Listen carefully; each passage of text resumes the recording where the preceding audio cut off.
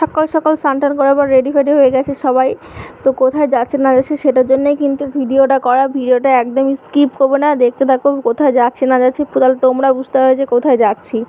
তো বাড়ির সবাই রেডি ফেডি হয়ে চলে যাচ্ছি বাস স্ট্যান্ডে। আগে বাস তো ধরতে হবে যেখানে যাওয়ার জন্যে।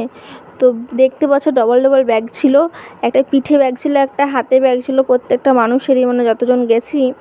একটা আমার তো মেকআপ বক্স ভরা ছিল, একটাতে জামা প্যান্ট ভরা ছিল। বাস স্ট্যান্ডে বাস পেয়ে গেছি। বাস চাপার পর আবার সঙ্গে সঙ্গে বহরমপুর বাস স্ট্যান্ডে নেমে আবার টুকটুকি ধরলাম। টুকটুকিতে চাপার পর বহরমপুর স্টেশনে নামলাম। নামার পর দেখতে পাচ্ছি সব দাঁড়িয়ে আছে কোমরে হাত দিয়ে, যে যেমন পাচ্ছে। এত গরমে না, বিশাল গরম ছিল সেদিনকে।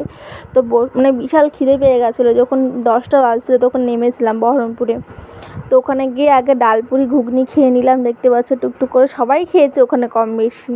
আর খিদে পেলে না সব কিছুই ভালো লাগে খেতে, বুঝতে পারলে। তো এত গরম পড়ে গেছিলো না সেদিনকে, কিছু বলার ছিল না। আর পুরো গরমে চোখ মুখ পুরো সবারই ঢুকে গেছিলো। তো সব একে একে চলে গেলো, মানে স্টেশনে এপারে ছিল ওপারে গেল ট্রেন ধরার জন্যে। তো 10 মিনিট পরেই ট্রেন চলে এসেছিলো। তো ট্রেনে চাপার পর দেখতে পাচ্ছি একটু ফিলিংস নিচ্ছিলাম। না ফিলিংস নিলে হবে, জানলার ধারে সিট পেয়েছি, একটু এদিক ওদিক তাকাচ্ছিলাম। তো তেমন আর কোনো ভিডিও করতে পারিনি। তো দিদিদের বাড়ি চলে এসেছিলাম। তো রানাঘাটে গেছিলাম। তো এতক্ষণ পর তোমাদের সঙ্গে সেটাই শেয়ার করলাম, রানাঘাটে গেছিলাম। তো আমার রানাঘাটে কে আছে না আছে তোমাদের সঙ্গে মানে শেয়ার করছি, সেটাও শেয়ার করছি। রানাঘাটে হলো আমার বড়দি, মানে আমার জেঠুর বড় মেয়ের বিয়ে হয়েছে রানাঘাটে।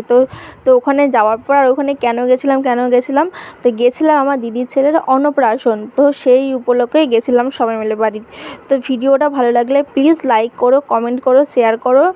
আর এর পরে ভিডিও ওখানে কি মজা করলাম না করলাম সেই সব ভিডিওগুলো কিন্তু আছে, ধুমধাড়াক্কা দারুণ দারুণ ভিডিও হবে। তো ভিডিও পুরো দেখতে থাকো, পরের জন্য অপেক্ষা করো।